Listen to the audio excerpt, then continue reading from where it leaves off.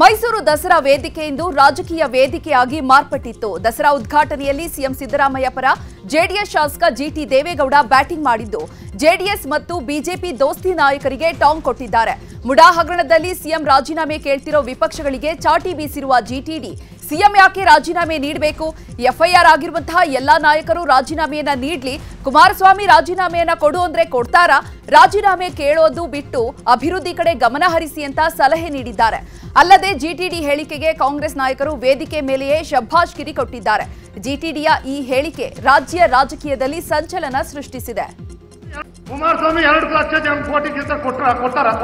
ಕೋಟಿ ರಾಜೀನಾಮೆ ಕೊಡಿ, ಎಲ್ಲ ನಿಂತ್ಕೊಳ್ಳಿ, ಎಲ್ಲರೂ ವಿಧಾನಸೌಧ ಮುಂದೆ ಯಾರ್ಯಾರಿಗೆ ಎಫ್ಐಆರ್ ಆಗಿದೆ ಎಲ್ಲರೂ ಕೊಡಿ, ಎಲ್ಲರೂ ತಾಕತ್ತಿದ್ರೆ ಏನ್ರಿ. ಅದ್ ಬಿಟ್ಟು ಕಾನೂನು ಪ್ರಕಾರ ಏನ್ ಬರುತ್ತೆ, ನ್ಯಾಯಾಲಯ ಇದೆ, ತೀರ್ಪುಗಳು ಕೊಡ್ತವೆ, ಅದ್ರ ಪ್ರಕಾರ ಎಲ್ಲರೂ ಗೌರವ ಕೊಡ್ಬೇಕು, ನಡೀತಾರೆ. ಜೆಡಿಎಸ್ ಆಂತರಿಕ ಅಸಮಾಧಾನ ಸ್ಫೋಟ ಆಗಿದ್ದು ಜೆಡಿಎಲ್ಪಿ ನಾಯಕನ ಸ್ಥಾನ ಕೈ ತಪ್ಪಿದ್ದಕ್ಕೆ ಜಿಟಿಡಿ ಅಸಮಾಧಾನ ಆಗಿದ್ದಾರೆ ಎನ್ನುವಂತಹ ಮಾತುಗಳು ಕೇಳಿಬಂದಿದೆ. ಜಿಟಿಡಿಯನ್ನ ಜೆಡಿಎಲ್ಪಿ ನಾಯಕನನ್ನಾಗಿ ಮಾಡ್ತೀನಿ ಅಂತ ಕೆಆರ್ ಪೇಟೆಯ ಬಹಿರಂಗ ಸಭೆಯಲ್ಲಿ ಮಾತನ್ನ ಕೊಟ್ಟಿದ್ರು. ನಂತರ ಕುರುಬ ಸಮುದಾಯದ ಚಿಕ್ಕನಾಯಕನಹಳ್ಳಿ ಶಾಸಕ ಸುರೇಶ್ ಬಾಬು ಅವರನ್ನ ಜೆಡಿಎಲ್ಪಿ ನಾಯಕನಾಗಿ ನೇಮಕ ಮಾಡಿದ್ರಿಂದ ದಳಪತಿಗಳ ಜೊತೆ ಅಂತರವನ್ನ ಕಾಯ್ದುಕೊಂಡಿದ್ರು. ಇದೀಗ ಬಹಿರಂಗವಾಗಿ ಅಸಮಾಧಾನ ಹೊರಹಾಕಿದ್ದಾರೆ ಅಂತ ಹೇಳಲಾಗ್ತಿದೆ.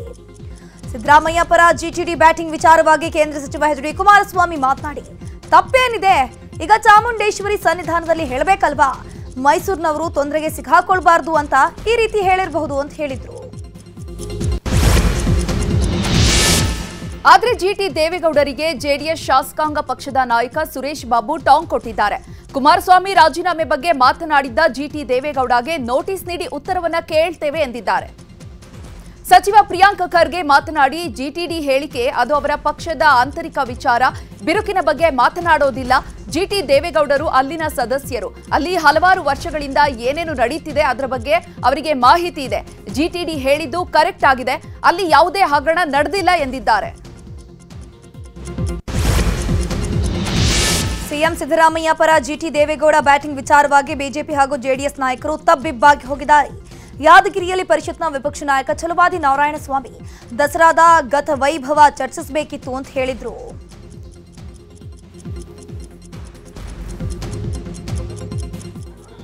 ಪ್ರಾಂತ್ಯ ಯಾವ ರೀತಿ ಬಲಗೊಂಡಿತು, ಮಹಾರಾಜರು ಯಾವ ರೀತಿ ಈ ಪ್ರಾಂತ್ಯವನ್ನ ಬಲಗೊಳಿಸಿದ್ರು, ಇವತ್ತು ಯಾಕೆ ಈ ರೀತಿ ಮೆರೀತಾ ಇದೆ ಅಂತಕ್ಕಂಥದ್ದನ್ನ, ಇಂಥ ವೈಭವಗಳ ಬಗ್ಗೆ ಅಲ್ಲಿ ಚರ್ಚೆ ಆಗಬೇಕಾಗಿತ್ತು. ಆದರೆ ಈ ನಮ್ಮ ರಾಜ್ಯದ ಮುಖ್ಯಮಂತ್ರಿಗಳು ಮತ್ತು ಕೆಲವರು ಶಾಸಕರು ಏನು ಜಿಟಿ ದೇವೇಗೌಡ ಜೆಡಿಎಸ್ ಪಕ್ಷದಲ್ಲಿದ್ರೂ ಸಿಎಂಗೆ ಜೈಕಾರ ಹಾಕ್ತಿದ್ದಂತೆ ಸಿದ್ದರಾಮಯ್ಯ ಬೆಂಬಲಿಗರು ದಿಲ್ ಖುಷ್ ಆಗಿದ್ದಾರೆ. ಜಿಟಿ ದೇವೇಗೌಡರು ಹೇಳಿದ ಮಾತು ಸರಿಯಾಗಿದೆ. ಸುಖ ಸುಮ್ಮನೆ ಸಿದ್ದರಾಮಯ್ಯನವರ ರಾಜೀನಾಮೆ ಕೇಳೋ ಬಿಜೆಪಿ ಹಾಗೂ ಜೆಡಿಎಸ್ ನಾಯಕರಿಗೆ ಇದು ಅರ್ಥವಾಗಬೇಕು ಅಂತ ಟಾಂಗ್ ಕೊಟ್ಟಿದ್ದಾರೆ. ಈಗ ರಾಜಕೀಯ ವಲಯದಲ್ಲಿ ಏನೆಲ್ಲ ಆಗ್ತಿದೆ ಅನ್ನೋದನ್ನ ಕ್ವಿಕ್ ಆಗಿ ನೋಡ್ತಾ ಹೋಗೋಣ.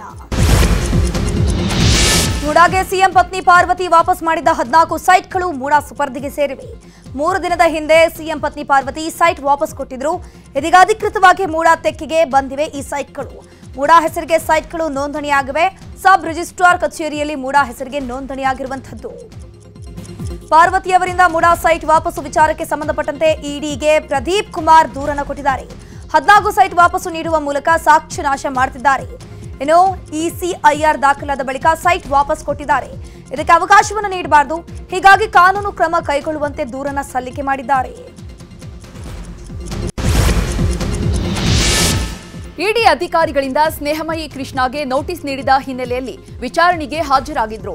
ಬಳಿಕ ಮಾತನಾಡಿದ ಅವರು, ನನ್ನ ಮತ್ತು ನನ್ನ ಕುಟುಂಬದ ಬಗ್ಗೆ ದಾಖಲೆಯನ್ನ ಕೇಳಿದ್ರು, ಆಸ್ತಿ ಪತ್ರ, ಅಕೌಂಟ್ ಡೀಟೇಲ್ಸ್, ಆದಾಯದ ಮಾಹಿತಿಯನ್ನ ಕೇಳಿದ್ರು, ಅವುಗಳನ್ನ ನೀಡಿದ್ದೇನೆ. ಇಡಿ ಅಧಿಕಾರಿಗಳು ಮೊದಲು ದೂರುದಾರರ ದಾಖಲೆಗಳನ್ನ ಪರಿಶೀಲನೆಯನ್ನ ನಡೆಸುತ್ತಾರೆ, ಹೀಗಾಗಿ ಮೊದಲು ನನ್ನ ವಿಚಾರಣೆಗೆ ಕರೆದಿದ್ರು ಅಂತ ಹೇಳಿದ್ದಾರೆ. ಕೇಂದ್ರ ಸಚಿವ ಎಚ್ ಡಿ ಕುಮಾರಸ್ವಾಮಿ ಹಾಗೂ ಜೆಡಿಎಸ್ ಮುಖಂಡ ರಮೇಶ್ ಗೌಡ ವಿರುದ್ಧ ಸುಲಿಗೆ ಹಾಗೂ ಬೆದರಿಕೆಯ ಕುರಿತಂತೆ ಎಫ್ಐಆರ್ ದಾಖಲಾಗಿದೆ. ಬೆಂಗಳೂರಿನ ಅಮೃತಹಳ್ಳಿ ಪೊಲೀಸ್ ಠಾಣೆಯ ಉದ್ಯಮಿ ವಿಜಯ್ ಟಾಟಾ ಎಫ್ಐಆರ್ ಅನ್ನು ದಾಖಲು ಮಾಡಲಿರುವಂತದ್ದು. ಬೆಳಗ್ಗೆ ಎನ್ಸಿಆರ್ ದಾಖಲಿಸಿದಂತಹ ಪೊಲೀಸರು ಕೋರ್ಟ್ ಅನುಮತಿಯನ್ನು ಪಡೆದು ಎಫ್ಐಆರ್ ದಾಖಲು ಮಾಡಿದ್ದಾರೆ.